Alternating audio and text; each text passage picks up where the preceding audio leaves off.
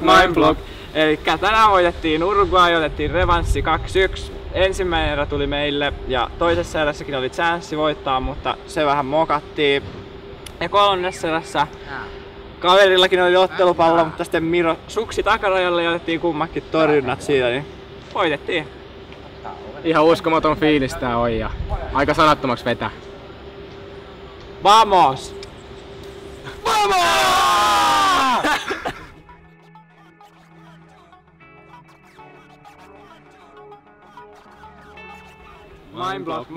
Mindblock.